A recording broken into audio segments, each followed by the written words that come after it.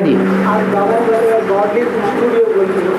Gaudy studio का photo दिखाया है रमेश भाई ने। हाँ, बेहद कोई स्टूडियो बनाया है, बेहद में भी कुछ स्टूडियो कोई तैयार हो रहा है। अब वो तो वुड स्टूडियो बनाया उन्होंने, वो तो लक्कड़ बुद्धियों का हुआ। असली असली तो चैतन्य आत्माओं का है। और हाँ जी, 18 जनवरी को स्नेह का दिन, बच्चों को बिल पाउच देने के दिन और बाप बैग बोम बनकर रहने का दिन, ऐसा बोल के 18 जनवरी को बाबा हर साल कहते रहते हैं। वो तो 18 जनवरी 1916 का नहीं है ना, वो तो आफ्टर 76 होता था। नहीं, जिस वर्ष में, क्योंकि बाप दादा तो मर्ज करके भी बच्चों को बोलते हैं, जिस वर्ष में शरीर छोड़ा है उसी वर्ष में वो निमित्त बनने वाले बच्चे ज्ञान में आ चुके हैं, इसलिए बोला। और बाबा डीके का मतलब है एडवांस पार्टी माना, जो शरीर को छोड़ के वो वतन में चले गए बोल के, शरीर को छोड़ दिया और सूक्ष्म वतनवासी बन गए। तो बीके का मतलब एडवांस पार्टी के लिए। तो एडवांस पार्टी तो सारी फील्ड तो साकार में ही करना है ना। सूक्ष्म शरीरधारी भले बन गए, लेकिन फिर भी कोई न कोई में प्रवेश करके पार्ट बजाते हैं, ये बात उनको पता नहीं है। जो भी रुद्रमाला के मणके हैं, उन रुद्राक्ष के मणकों में मुख दिखाए जाते हैं, वो मुख लेने की यादगार हैं। तो जो शरीर छोड़ते जा रहे हैं वो कोई न कोई रुद्रमाला के वत्सों में प्रवेश करके पार्ट भी बजाए रहे हैं।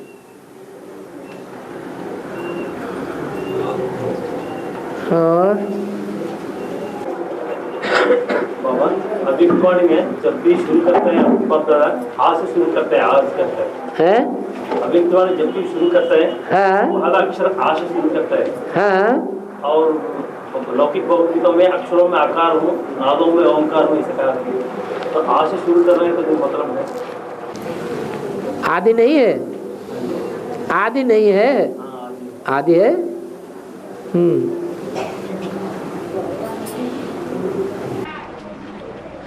राम को तो दीर्घदर्शी कहते हैं। राम को तो दीर्घदर्शी कहते हैं ना। दीर्घदर्शी, हाँ जी जी। तो इसका मतलब जो होने वाला है वो पहले ही राम को पता लग जाता है। हाँ जी। तो कैसे?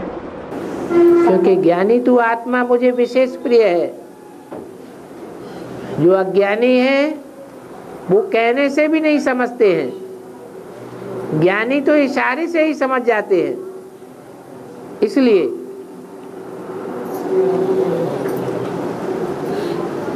ज्ञानी प्रभु विशेष प्यारा, रामायण में तो राम को ही भगवान कह दिया है, लेकिन वास्तव में राम भगवान नहीं है। भगवान तो निराकार ज्योति बिंदु शिव है, और शिव राम के लिए बोल रहे हैं कि मुझे ये ज्ञानी आत्मा विशेष प्रिय है, या और जो भी हो। और बाबा रावण अर्थात स्त्री का पंचविकार और पुरुषों का पंचविकार दोनों मिला के रावण में कहते हैं। दोनों एक दूसरे को रुलाते हैं। जी। इस विकार को प्रैक्टिकल लाने वाले को राक्षस कहते हैं। रावण और राक्षस का अंतर। रावण राक्षस नहीं था, जो प्रैक्टिकल में ही राक्षस था। सेपरेट बताए ना, राक्षस का संस्कार अलग रहता है, रावण का संस्कार अलग रहता है। रावण खुद ही राक्षस था, राक्षस राज कहा जाता था। राक्षसों के ऊपर राज्य करने वाला राजा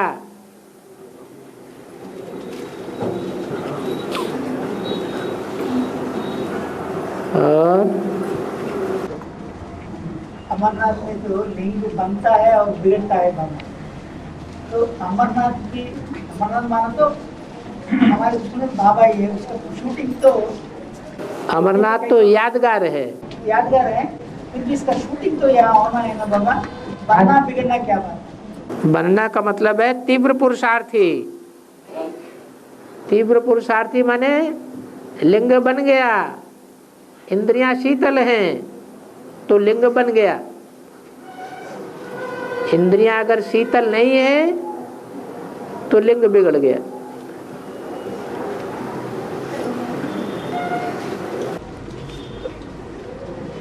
साक्षात अमरनाथ तो ऐसी हालत नहीं होती है ना। अमरनाथ तो यादगार है मात्र, वो जड़ यादगार है। हाँ, जड़ यादगार तो है। चैतन्य यहाँ की बात है।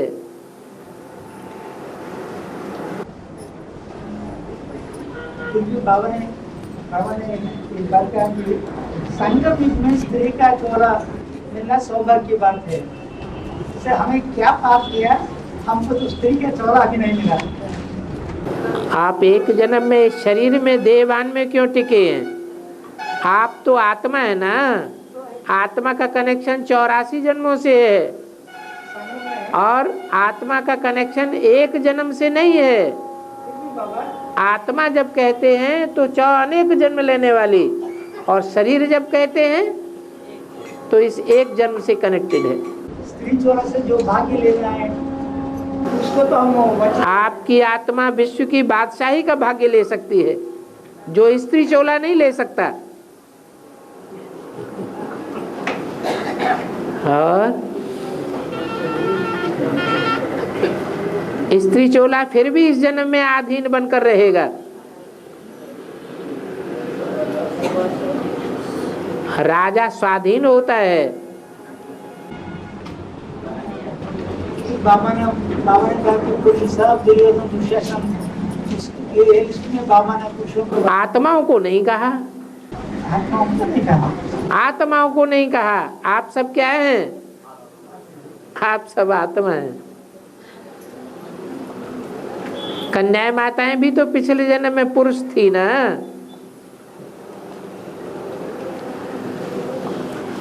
एक जन्म में दुर्योधन दुशासन और एक जन्म में सीताएं और द्रौपदियां। वो तो हिसाब किताब बना हुआ है, कांस्टेंट तो नहीं है।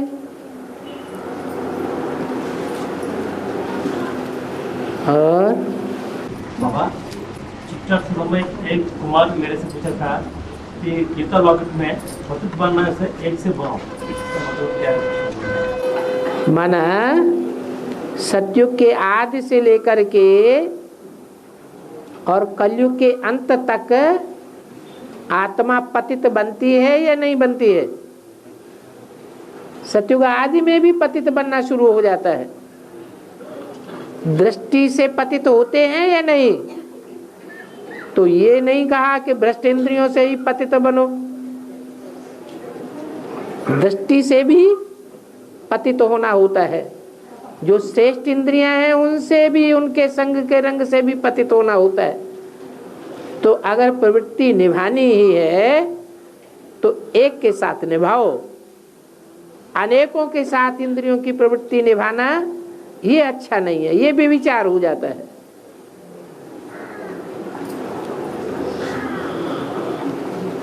अब हमारे लिए तो एक बाबा है, एक बाबा दूसरा न कोई।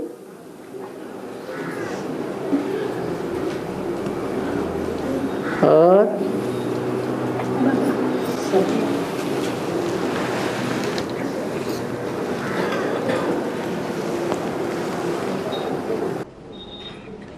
बाबा एक वार्तालाप में बाबा ने कहा कि सतयुग का लास्ट नारायण इतना कर्जा करते हैं कि इनका राज्य पतन होकर के राम का राज्य आ जाएगा बोलते हैं। इसका शूटिंग में क्या है?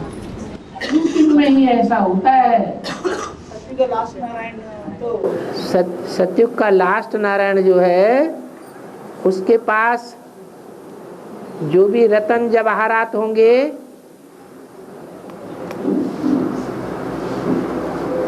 वो कोई बात नहीं है। यहाँ ज्ञान रत्नों की बात है। संगम युग में ज्ञान रत्नों की धारणा राम वाली आत्मा करती है। जो आखिरी नारायण बनने वाला है वो हवाई जहाजों में घूमता रहता है, मान मर्तबा बढ़ाता रहता है, मोटी मोटी पुस्तकें छपाता रहता है। जो ब्राह्मणों का मुख्य कर्तव्य है ईश्वर का ज्ञान लेना, ईश्वर का ज्ञान देना, ईश्वरीय महावाक्यों पर मनन चिंतन मंथन करना, वो नहीं करता। शास्त्रों का मनन चिंतन मंथन करके नाम वाला कर लेता है। उससे कोई बाप थोड़े प्रत्यक्ष हो जाएगा। तो जो करना है वो नहीं किया, जो नहीं करना है वो ही किया, इसलिए आत्मा के ऊपर कर्जा चढ़ जाता है। और ब्रह्मम वाक्यम जनार्दनम, जो ब्रह्मा का वाक्य है वही जनार्दन का वाक्य है। दोनों में अंतर नहीं होना चाहिए। अर्दन माना आवाज सुनने वाला। जो पीड़ा की आवाज है, पब्लिक की पीड़ा भरी आवाज, वो सुनने वाला जनता जनार्दन ही है, नारायण ही है। नारायण की आवाज और ब्रह्मा की आवाज एक होनी चाहिए। नारायण कोई दूसरा नहीं है। जो विष्णु बनता है वही नारायण है। ब्रह्मा सो विष्णु, इसलिए बोला ब्रह्मम वाक्यम जनार्दनम। भक्ति मार्ग में विष्णु नाभि से ब्रह्मा निकला है, बनाया, मूर्ति बनाया नहीं, वो तो यादगार बनाई है। वास्तव में बात यहाँ की है, यज्ञ के आदि में कोई युगल जोड़ी थी जो विष्णु के समान एक दूसरे से संस्कार मिला के चलने वाली थी। ब्रह्मा की उत्पत्ति उन्हीं से होती है। 10 वर्षों के बाद सन 36 में वो युगल जोड़ी थी जो मम्मा बाबा को भी डायरेक्शन चलाती थी। 10 वर्ष के बाद वो प्रत्यक्ष हो गए, जिनसे ब्रह्मा का जन्म हुआ। ब्रह्मा ने अपने को पहचान लिया, मैं ब्रह्मा हूं।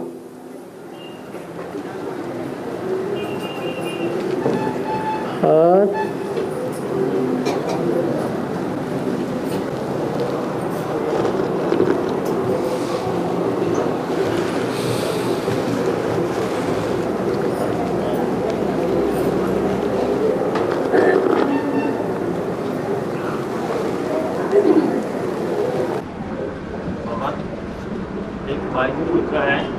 जो विष्णु के पैर दबाती है लक्ष्मी, तो संगम में इसके आज्ञा क्या हो सकता है? हम पैर स्थूल समझ लेते हैं। पाँव की बात, स्थूल पांव की बात नहीं है, बुद्ध रूपी पांव की बात है। सारे विश्व का राज्य लेना है। छोटे छोटे राजाएं होते हैं, वो भी परेशान हो जाते हैं छोटी सी राजाई में। तो सारे विश्व को कंट्रोल करना, उसमें बुद्धि की थकान तो होती है। तो नारायणी सहयोग देती है। वो सहयोग देना ही उनका पांव दबाना है। और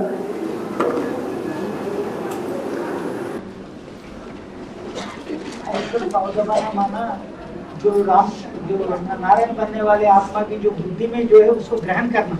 हाँ जी, ग्रहण भी करना है और साथ साथ सहयोग भी देना है, ताकि बोझ हल्का हो जाए।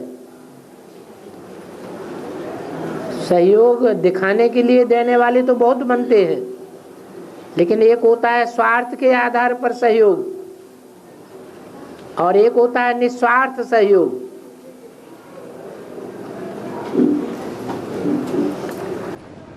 कह रहे तो ब्रह्मा बाबा को समझ में नहीं आने कारण लक्ष्मी को काट दिया। हाँ जी, हाँ जी, हाँ जी। तो पुरखे रास्ते वो उनकी समझ में नहीं आया तो काट दिया, बच्चा बुद्धि थे। और अब मुरली का एक पॉइंट है बाबा, तुम मात पिता पीछे तुम कह सकते हो बाप दादा, यह तो मात पिता में बाप दादा आ जाता है, परंतु नहीं, रचना है तो माता चाहिए। अब माता पहले कौन है, यह है विवाद। प्रजापिता ब्रह्मा के साथ कोई प्रजापति भी चाहिए? नहीं, प्रजापति नहीं चाहिए, क्योंकि यह हुकुमशाली है। प्रजा माता चाहिए। प्रजा की माता होती है, प्रजा की पत्नी नहीं। प्रजा बच्चों को कहा जाता है, इसलिए बोला।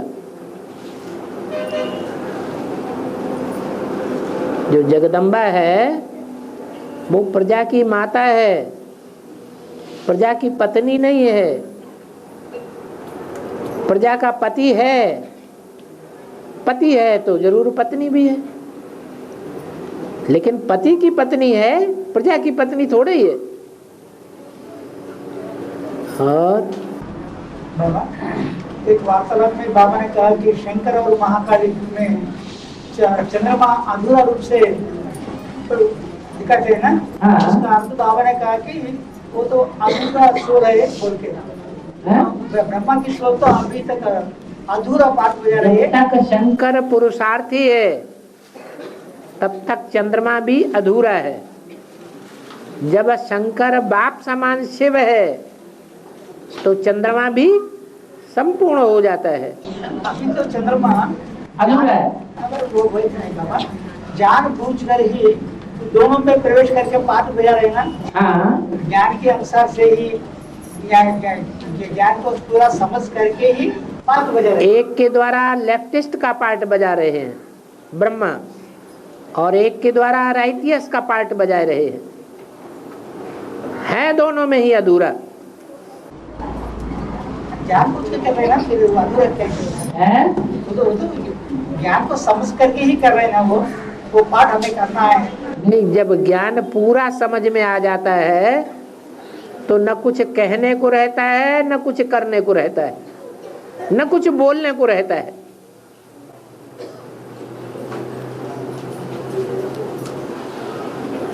और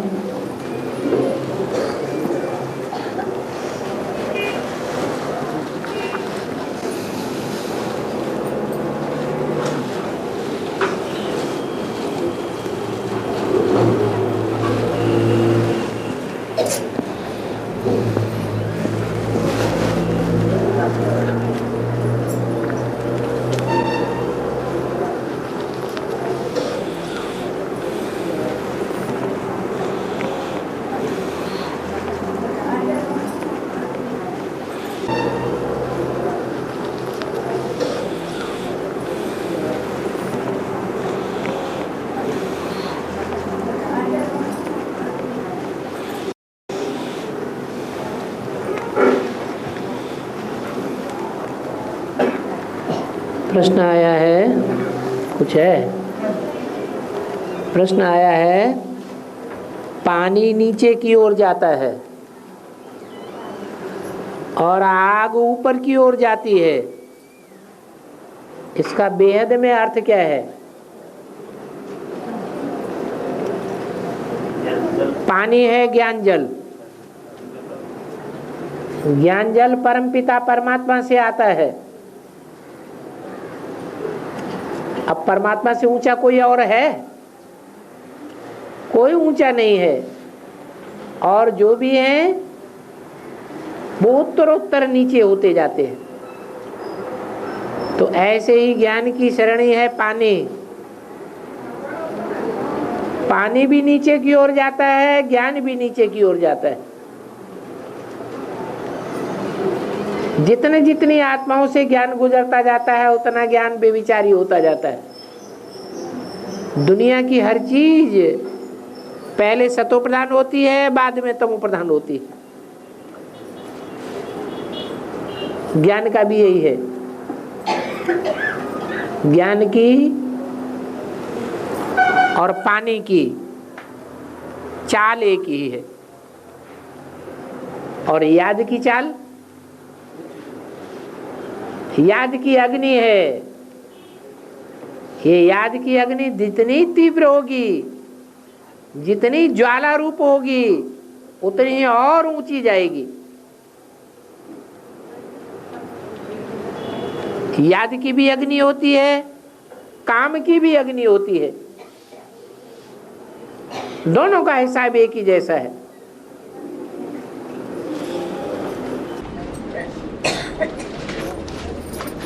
हाँ जी। बाबा पुरुषार्थ और दैव पुरुषार्थ में अंतर क्या है? पुरुषार्थ और दैव पुरुषार्थ के अंतर कैसा है? तीव्र पुरुषार्थ माने निरंतर पुरुषार्थ, अंतर ना आए, गैप ना पड़े बीच में। और जो धीमा पुरुषार्थ होता है उसमें बीच बीच में गैप पड़ता जाता है।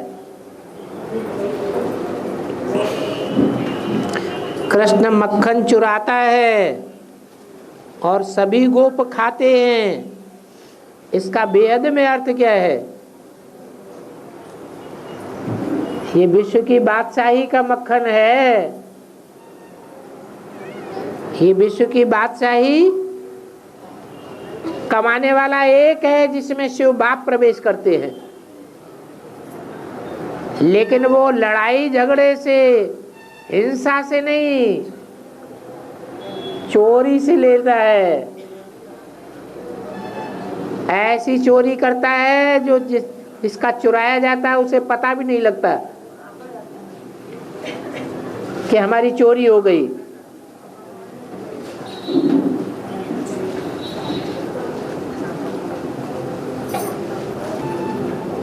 तो मक्खन चुराने वाला है कृष्ण। कृष्ण का नाम दे दिया है, वास्तव में है शिव बाबा की बात।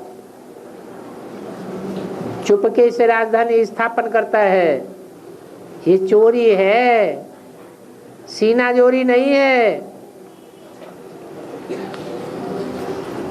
और हम सब गोप बैठ करके खाते हैं।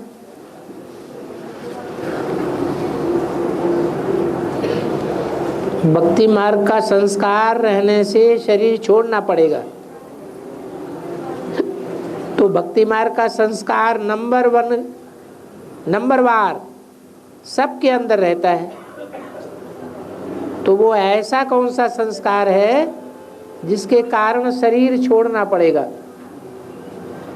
एक संस्कार थोड़े ही होता है, सारे ही संस्कार हैं। आत्मिक स्थिति में अगर स्थित 24 घंटे न रहे, थोड़ा भी देहभान आया तो भक्ति मार्ग का संस्कार आ गया। भक्ति आती है रावण से, ज्ञान आता है शिव बाबा से। ज्ञान का मूल है बीज बिंदु। बिंदु में टिक गए तो शरीर नहीं छोड़ना पड़ेगा। खाना चाहिए, कपड़ा चाहिए, मकान चाहिए, जब तक ये देह के लिए चाहिए तब तक समझो भक्ति मार्ग है।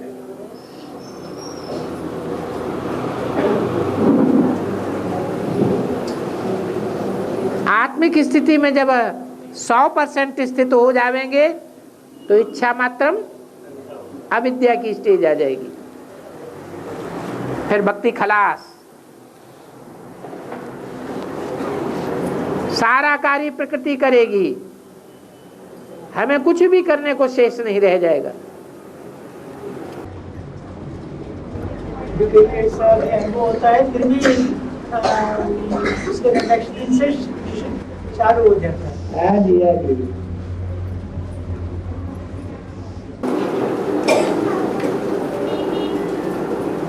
बलराम की शादी स्वर्ग की रहने वाली रेवती से होती है।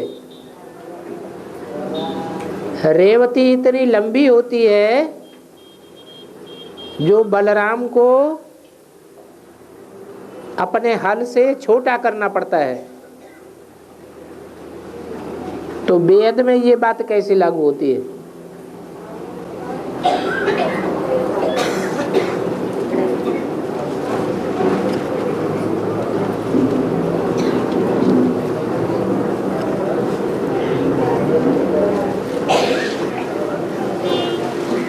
कोई भी कन्याएं होती हैं, उनकी ग्रोथ, उनके शरीर की बाढ़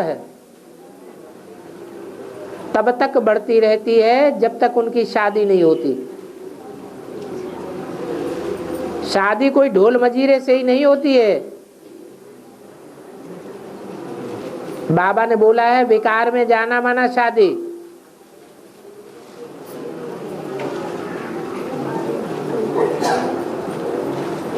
तो ये हल जो है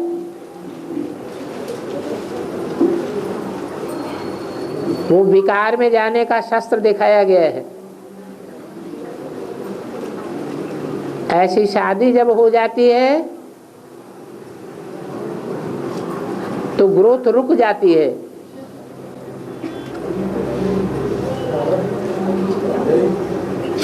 इसलिए कोई भी स्त्री की लंबाई पुरुष से जास्ती नहीं होती है।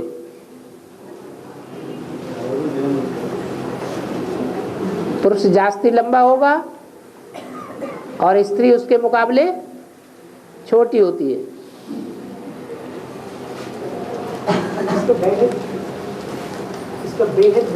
वेद में ही तो बताया। वो हल कोई स्थूल हल की बात थोड़ी है।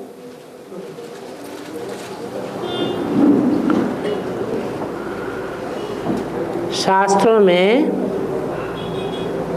7 जन्मों का बहुत गायन है। शादी में फेरे भी 7 लगाते हैं और कहते भी हैं 7 जन्म तक साथ रहेंगे।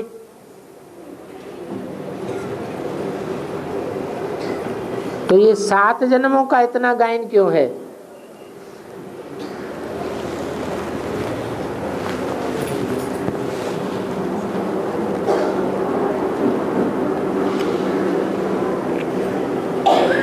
सतयुग में कितने जन्म होते हैं? 8 जन्म होते हैं। उनमें से पहले जन्म के लिए ये बात लागू होती है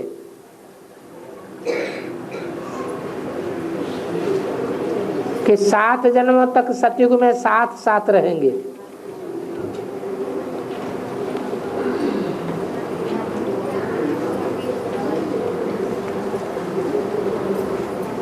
ये 7 जन्म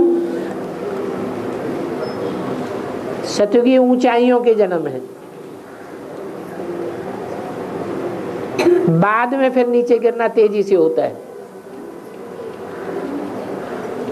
क्योंकि सतयुग में तो सिर्फ 2 ही कलाएं कम होती हैं और त्रेता में 6 कलाएं कम हो जाती हैं।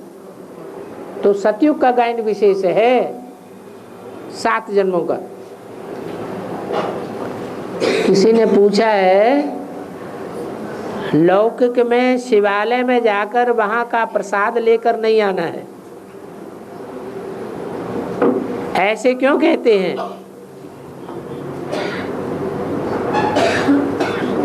शिव के ऊपर चढ़ाया हुआ प्रसाद किसी को नहीं खिलाना है। इसका अर्थ क्या है?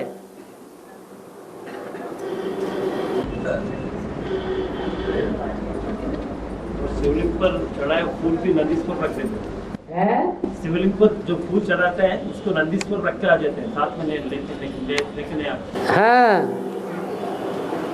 फूल चैतन्य है या जड़ फूल की बात है? चैतन्य कौन है? जो कन्याएं अर्पण की जाती हैं वही फूल है। कन्या का दान एक बार कर दिया तो उसको वापस लेना है क्या? है नहीं लेना है। इसलिए दिखाते हैं ये जो आपने बोला, यही प्रसाद है। शिव किस लिए आता है इस संसार में? पतितों को पावन बनाने के लिए। तो पतितों को जो पावन बनाता है, संग के रंग से ही तो पावन बनाता है। सारी दुनिया पतित कैसे बनी? पतितों के संग में आने से पतित बनी। शिव है पावन। पावन को एक बार जो चढ़ावा चढ़ा दिया, वो चढ़ावा फिर कोई दूसरा स्वीकार नहीं कर सकता। करेगा तो नीचे गिरेगा।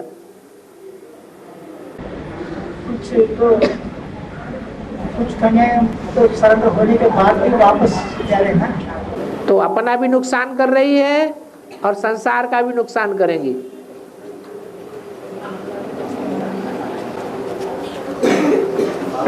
वो आत्माएं दूसरे धर्म में कन्वर्ट होकर के नीचे गिरेंगी या सूर्यवंशी बन करके रहेंगी, चंद्रवंशी बन के रहेंगी? हैं? दूसरे धर्म में चले गए, यहाँ से शूटिंग करके में ही दूसरे धर्म में चले कन्वर्ट हो गया। हाँ, तो नीचे गिरना हो जाएगा ना। स्वधर्मे निधनम से या परधर्मो भयावह।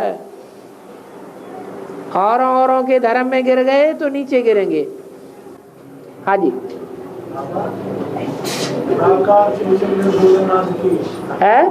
निराकार शिवशंकर भोलेनाथ, हाँ, ये अर्थ विवरण इसका अर्थ क्या है?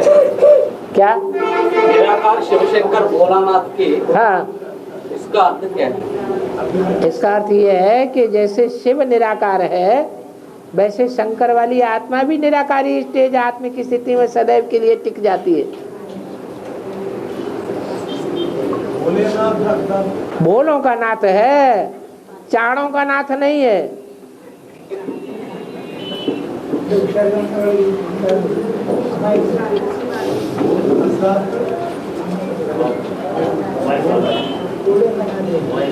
है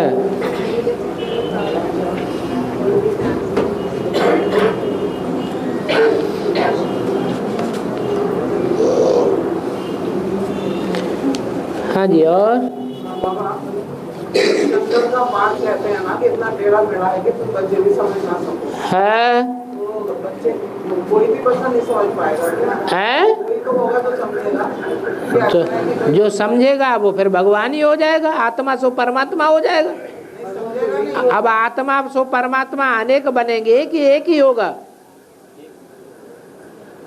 आत्मा सो परमात्मा ये एक का गायन है या अनेक परमात्मा है? एक परमात्मा को जानने की बात नहीं, शंकर की जानने की बात नहीं, बनने की बात। बनने की नहीं, शंकर का पाठ इतना टेढ़ा मेढ़ा है कि तुम बच्चे समझ ना सको। हाँ जी, ये कह रहे हैं ना, तो कोई समझेगा ही नहीं। कैसे? कोई नहीं समझेगा। जो समझेगा वो जानत तुम्हें हुई जाई। तो एक राम वाली आत्मा समझती है तो वो स्वयं शिव हो जाती है, शिव समान, बाप समान हो जाती है। और शंकर पार्वती भगवान भगवती कैसे बने? वास्तव में भगवान तो अकेला होता है, भगवान के साथ भगवती नहीं होती है। फिर भी भगवान आते हैं तो उनका विरुद्ध है, मैं आप समान बनाता हूँ, स्त्री को भी आप समान बनाता हूँ और पुरुष को भी आप समान बनाता हूँ। तो टाइटल है ये भगवान भगवती का। वास्तव में भगवान तो एक है, गॉड इज वन। भगवान कभी दो नहीं होते हैं, भगवान जैसा और कोई हो भी नहीं सकता। भगवान जैसा भगवान एक ही होगा।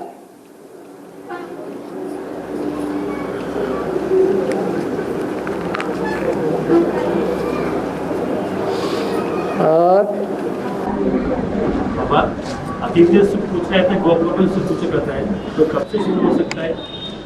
अंत समय में, जब फाइनल पेपर आउट हो जाए।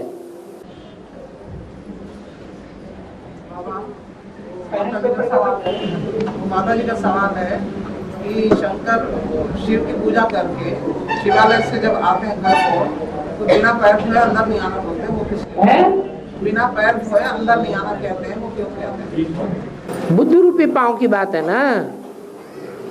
पहले बुद्ध रूपी पांव का प्रक्षालन करो, तभी तो नजदीक पहुंचेंगे। मेरे नजदीक कौन आ सकेंगे? जिनकी बुद्धि शुद्ध होगी, जो पवित्र होंगे वो आ सकेंगे, या पवित्र मेरे नजदीक आ सकेगा?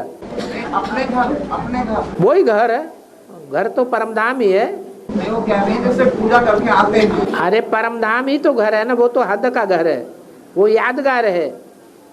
परमधाम जो है उसका यादगार है मंदिर। मंदिर को यूं ऐसा बनाते हैं, वो परमधाम की यादगार दिखाई गई है। पैर धो के मंदिर में जाने के बाद पैर माने बुद्ध रूपी पांव। मंदिर में जाने की बात नहीं कर रहे, मंदिर से जब घर को आते हैं, अपने घर जब आते हैं तो बिना पैर हुआ अंदर नहीं आना बोलते हैं, ऐसे क्या नहीं है? वो तो पैर पहले ही धुल जाते हैं, मंदिर में जाने के मात्र से ही पैर धुल जाते हैं। परमधाम से जो भी आत्माएं आती हैं पवित्र आती हैं या पवित्र आती हैं? फिर भी पैर धो के अंदर आना बोलते हैं। तो पवित्र आत्माएं आएंगी ना, अपवित्र थोड़े ही आएंगी। नई सृष्टि में, सतो प्रधान सृष्टि में जो भी आत्मा उतरेगी परमधाम से वो सात्विक चरण वाली उतरेगी। बुद्ध रूपी पांव सात्विक होने चाहिए। और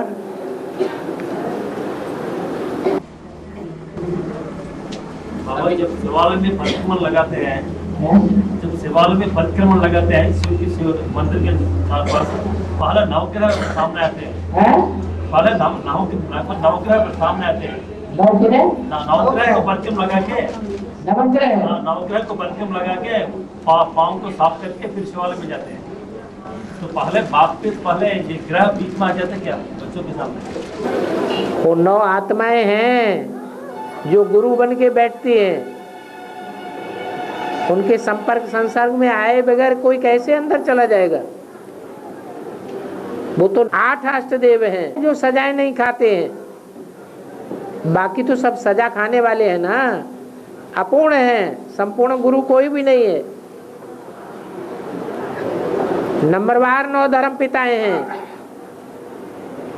उन 9 धर्म पिताओं के 9 ग्रह हैं। 9 ग्रहों के 8 अष्टदेव हैं।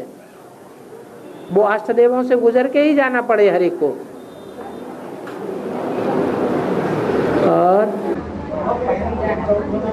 फाइनल क्वेश्चन तो आ गए ना, बाहर कस्टम महास्मृति लगता बोल के फिर फाइनल पेपर क्या है? आउट होने फाइनल पेपर क्या है? फिर आउट होने वाले अरे क्वेश्चन तो मिल गए आपको। नष्टो मोहा स्मृति लब्धा। हाँ जी, नष्ट मोह नष्ट हो गया कि अभी कहीं मोह लगा हुआ है? लाव लित्या लगी हुई है। वो तो है तो बस और कुछ नहीं है। फाइनल पेपर तो आ गए, पेपर और क्वेश्चन तो आउट हो गया। अंत में क्या होगा? अंत में उसका रिजल्ट निकलेगा, कौन कितना बना है, रिजल्ट आने के बाद किस परसेंटेज में बना है। नष्टो मोहा 100% नष्टो मोहा बना है। एक शिव बाबा, दूसरा न कोई, या कुछ रह गया है? अगर कुछ रह गया है तो वो ही परसेंटेज में कमी हो जाएगी। गोपी वालों के हो गया वो 100% जो फाइनल पेपर में पास हो गया, उससे पूछना है आपके तरफ से क्या है? वही है 16,108। हाँ, और